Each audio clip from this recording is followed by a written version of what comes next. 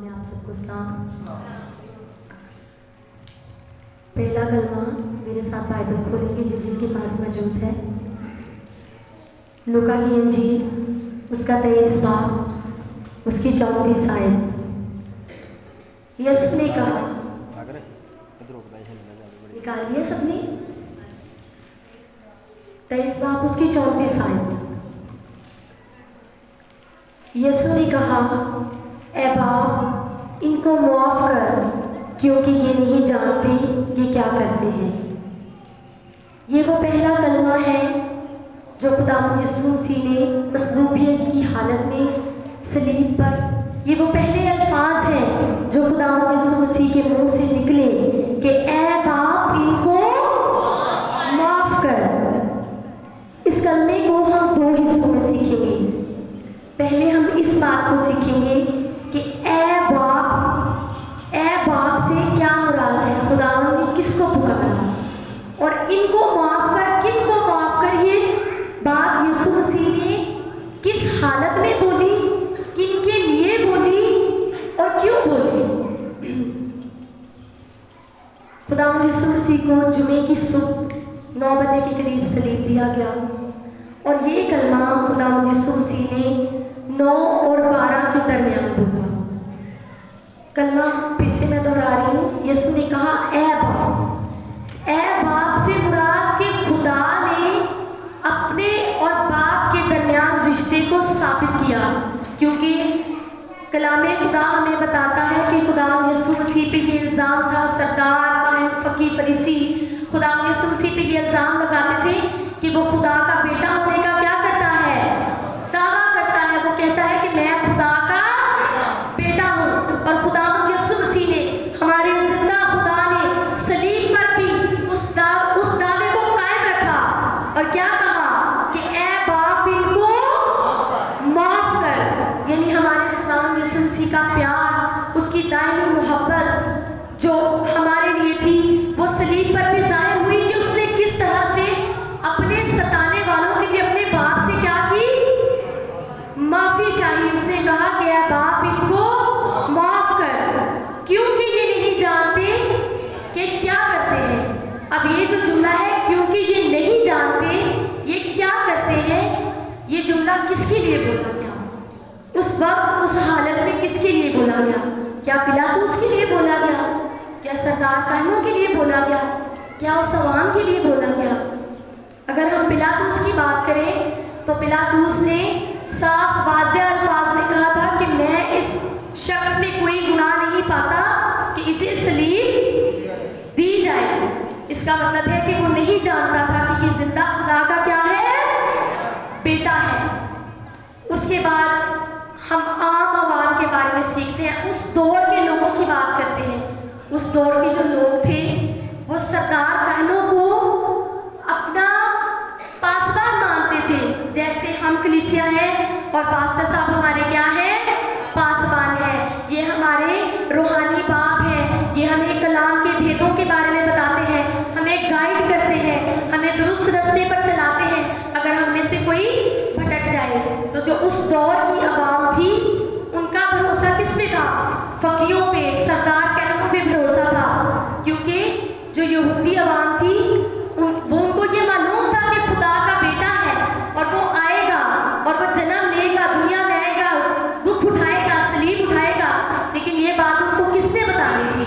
سردار کاہنوں نے، جو ان کے کیا تھے اس وقت کے پاسبان تھے، لیکن وہ اچھے پاسبان نہیں بنے، وہ پھاڑنے والے بھیڑیے بنے، اور انہوں نے عوام کو اکسایا کہ وہ یسوع مسیح کو رد کرے، اور عوام نے چلا کر کہا کہ اسے صلیب دو۔ یہ کس نے کیا؟ سردار کاہنوں نے۔ ان کی رہنمائی نہیں کی، انہیں پراپر گائیڈ نہیں کیا۔ کیوں گائیڈ نہیں کیا؟ کیونکہ سردار کاہنوں کو اپنی پوزیشن کا، اپنی سیٹ کا کس سے خطرہ تھا؟ یسوع مسیح سے خطرہ تھا۔ وہ کسی صورت نہیں چاہتے تھے۔ حالانکہ کلام خدا ہمیں یہ سکھاتا ہے کہ یسوع مسیح نے اپنی زمینی زندگی میں بہت سارے معجزات کیے، اور وہی لوگ تھے جن کے درمیان خداوند یسوع مسیح نے وہ معجزات رونما کیے۔ خداوند نے اپنی قدرت کو ظاہر کیا کہ وہ خدا کا کیا ہے؟ بیٹا ہے، اور وہ ہمارے گناہوں کو معاف کرنے کی کیا رکھتا ہے؟ قدرت رکھتا ہے۔ یہ سب جاننے کے باوجود بھی لوگوں نے کیا کیا؟ یسوع مسیح کو قبول نہیں کیا، اس کو رد کیا، اور چلا چلا کر پکار کر کہا کہ اسے صلیب دو۔ لیکن ہمارے خداوند کی محبت دیکھیں کہ اس نے کیا کہا؟ اس نے کہا اے باپ ان کو معاف کر۔ صلیب پر خداوند یسوع مسیح کے یہ کلمہ کہنے کا مطلب یہ ہے کہ خدا نے ہمارے لیے اپنی رحمت کے دروازے، اپنی بخشش کا، اپنی معافی کے دروازے بند نہیں کیے، بلکہ مصلوبیت کی حالت میں بھی خدا ہم سے کیا کرتا ہے؟ پیار کرتا ہے۔ اسی طرح سے میرے عزیزوں، روزمرہ کی زندگی میں جیسے میں، آپ، ہم جب کوئی گناہ کرتے ہیں تو ہمیں گناہ کی سنگینی کا اندازہ نہیں ہوتا۔ اسی طرح نہ پلاطس کو، نہ سردار کہنوں کو، نہ اس عام عوام کو جو اس وقت وہاں پر موجود تھی، ان کو اپنے گناہ کی سنگینی کا اندازہ نہیں تھا کہ ہم کیا کر رہے ہیں؟ خدا کے بیٹے کو صلیب دے رہے ہیں۔ انہوں نے خدا کو قبول نہیں کیا، انہوں نے اسے خدا کا بیٹا تسلیم، انہوں نے اس بات کا انکار کیا۔ انہوں نے کہا کہ یہ خدا کا بیٹا نہیں ہے، یہ دعویٰ کیا کرتا ہے؟ جھوٹا دعویٰ کرتا ہے۔ لیکن ہمارے مسیح نے جب پہلا کلمہ ان کے منہ سے جب نکلا تو وہ یہی تھا کہ اے باپ ان کو معاف کر۔ یعنی انہوں نے اس رشتے کو جو باپ کے ساتھ تھا اس کو ظاہری طور پر سب پر واضح کر دیا، اور اپنے اختیار کو استعمال کرتے ہوئے اپنے باپ کو پکار کر کہا کہ اے باپ ان کو معاف کر، کیونکہ یہ نہیں جانتے کہ کیا کرتے ہیں۔ اب خدا کے پاس ہمیں معاف کرنے کا اختیار ہے، یہ ہم سب جانتے ہیں۔ بطور مسیحی ہمارا یہ ایمان ہے، یہ ایمان اپنے اندر لے کے ہم پیدا ہوئے ہیں کہ ہمارے گناہ کس نے معاف کرنے ہیں؟ پریز ہاللویا۔ ہمارا بھروسہ کس پر ہے؟ خداوند پر ہے۔ اس کی مثال انہی صلیبی کلمات کے مرحلہ وار جو کلمے ہیں ان میں سے دیکھتے ہیں کہ جب جو ڈاکو خداوند یسوع مسیح کے ساتھ لٹک رہا تھا، صلیب پر تھا، تو کچھ دیر پہلے وہ کیا کر رہا تھا؟ وہ خدا کو ٹھٹھوں میں اڑا رہا تھا، خدا کو تانے دے رہا تھا، خدا کو لعن طعن کر رہا تھا۔ لیکن پھر کیا ہوا؟ خدا نے اس کی زندگی کو تبدیل کر دیا، خدا نے اس کی زندگی بدل دی، اور اس نے صلیب پر ہی خداوند یسوع مسیح کو کیا کیا؟ قبول کیا، اور اپنا شخصی نجات دہندہ قبول کیا۔ اور پھر خداوند یسوع مسیح نے کیا اس کو آج یا کل یا پرسوں پہ ٹالا؟ نہیں۔ خداوند نے کہا کہ تو آج ہی میرے ساتھ، پریز ہاللویا۔ خداوند نے کیا کہا؟ تو آج ہی میرے ساتھ دوست میں ہوگا۔ یعنی یہ خداوند کا اختیار ہے کہ وہ ہمارے گناہوں کو معاف کرنے کی قدرت رکھتا ہے۔ ہم جس بھی حالت میں ہوں، ہمارا گناہ کتنا بڑا کیوں نہ ہو، کتنا چھوٹا کیوں نہ ہو، کتنا سنگین کیوں نہ ہو، لیکن جب ہم اپنے باپ کے آگے گڑ گڑاتے ہیں، اس سے توبہ کرتے ہیں، تو ہمارا باپ کیا کرتا ہے؟ کھلے دل سے ہمیں گلے لگا لیتا ہے، اور ہمیں کیا کرتا ہے؟ معاف کرتا ہے۔ اسی طرح اس ڈاکو کی زندگی بدل گئی، اور خدا نے اس کے گناہوں کو بخش دیا۔ اب یہ تو پس منظر تھا اس کلمے کا جو ہم نے اس دور کے مطابق تھوڑا سا سیکھا۔ اب ہم یہ سیکھیں گے کہ خداوند نے تو صلیب پر بھی یہ بات کی کہ خدا ان کو معاف کر، کیونکہ یہ نہیں جانتے کہ یہ کیا کرتے ہیں۔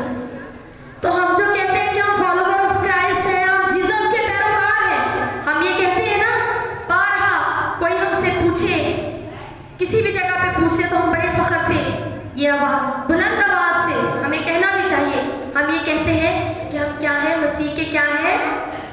تو جن کا پیروکار اگر اس حالت میں بھی اپنے ستانے والوں کے لیے دعا کر سکتا ہے، تو کیا ہماری زندگیاں تبدیل نہیں ہونی چاہیے؟ ہمارے رویوں میں چینج نہیں آنا چاہیے؟ ہمیں بھی اپنے ستانے والوں کے لیے کیا کرنی چاہیے؟ دعا کرنی چاہیے۔